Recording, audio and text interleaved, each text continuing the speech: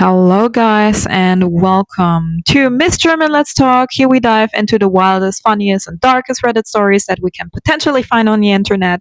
So grab a drink, sit back, and let's get right into today's episode. So, what are we talking about today is one Reddit user asking the question: what are your toxic relationship stories? Let's get right into them and see what happens.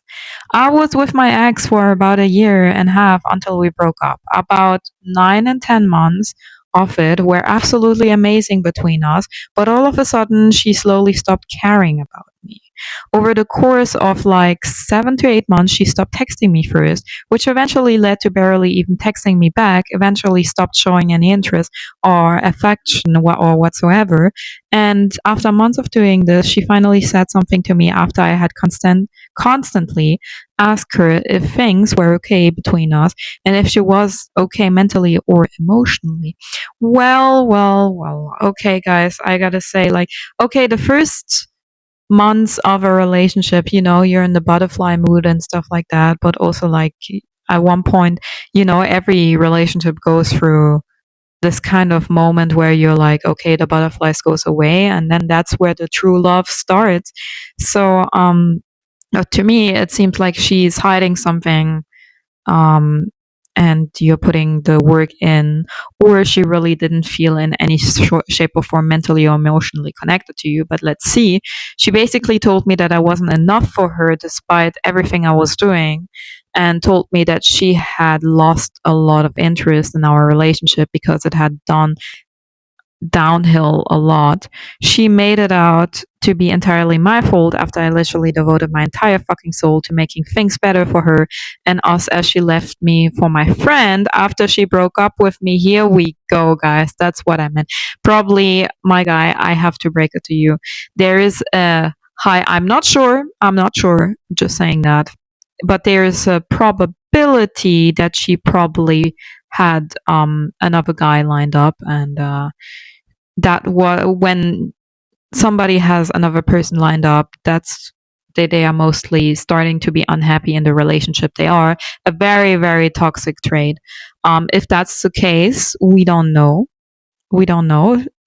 Write me in the comments below what you think, but I'm really sorry to hear that you really tried, especially from the end of a relationship, when some one party tries a lot and there is no effort coming from the other party. It cannot just be detrimental to your own health, but it can also be extremely frustrating to the point where it's just painful. I also had learned she was talking shit about me behind my back and played the victim the entire time, making me seem like a horrible person. So sorry about that.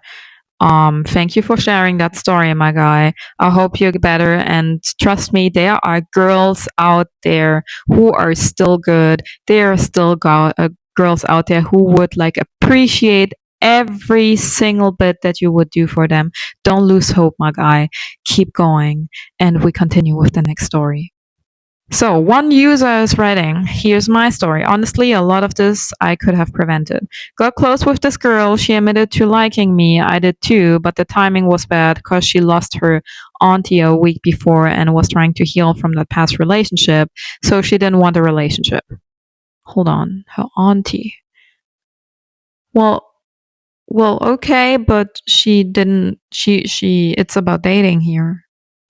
I mean, okay, I can understand a person can still be hurt and need some time to heal. So, however, she would be affectionated. Time passes. She realized it was just a crush. I was cool with it. Ended up visiting her town. We live on a different island, so if it's just a cross, why do you like visit her? Using our friend's car, I went to pick her and my friends up from a boating thing they did. Now, before I go forward, she didn't want a relationship. We just were friends. Okay, cool. Guys. No. She didn't want a relationship. Okay. Well, then don't try if you want one. On the ride to take her home and her in the back seat, she lays on my lap and I let it happen because it felt so nice and sweet. I would rub her cheeks too, which she enjoyed. Fast forward, we go to an anniversary dinner and spend time together. After the dinner, she admitted to joy spending time with me, poked my belly, and looked lovingly in my eyes. Between that and the car ride, my feelings kept growing. That night, through text, I told her I really liked her. Apparently, I shouldn't have said that, because when I did, she would go, "No, you don't," as if I shouldn't. Then I said we should go no contact. Then said we should go no contact. Oh, she said it. Okay. I was devastated.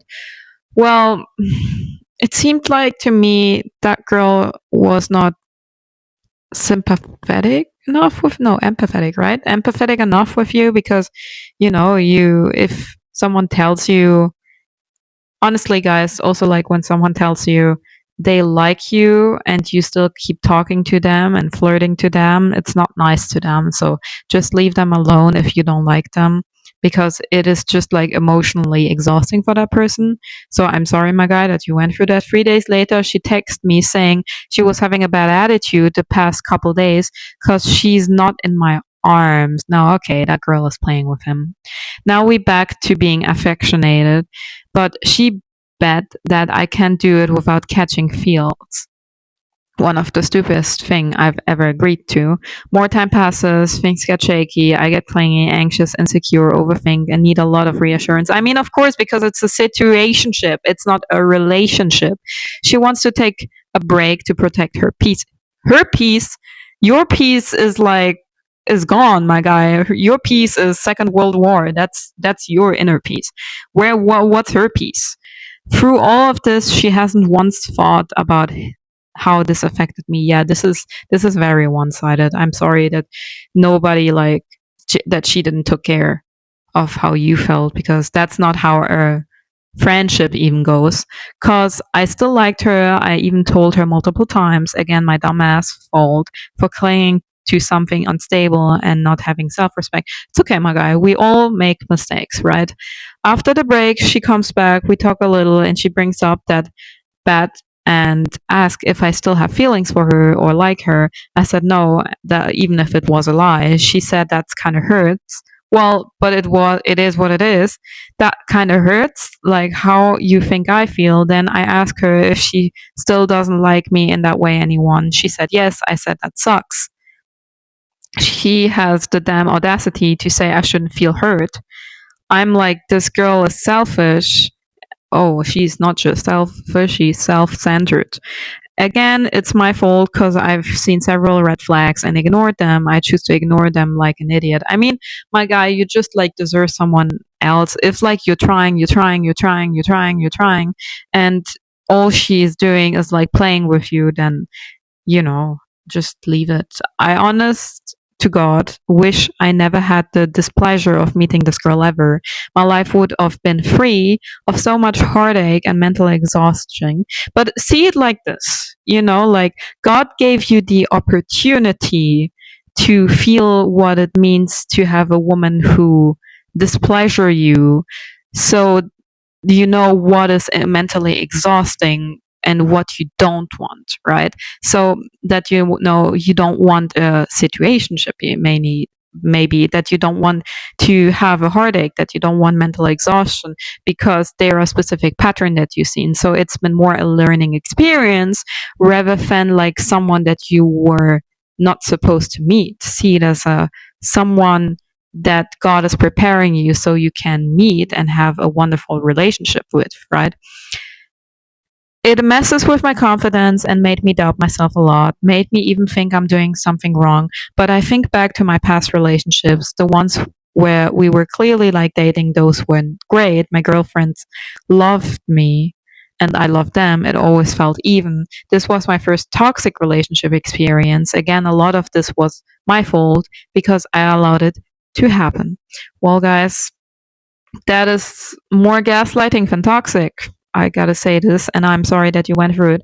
But I would also say, ladies and gentlemen, that's it for today's stories. I hope you enjoyed this episode. It was quite short, I know. But if you did, don't forget to like the video and subscribe for more. I'll be back soon with more crazy Reddit stories. See you next time. Bye!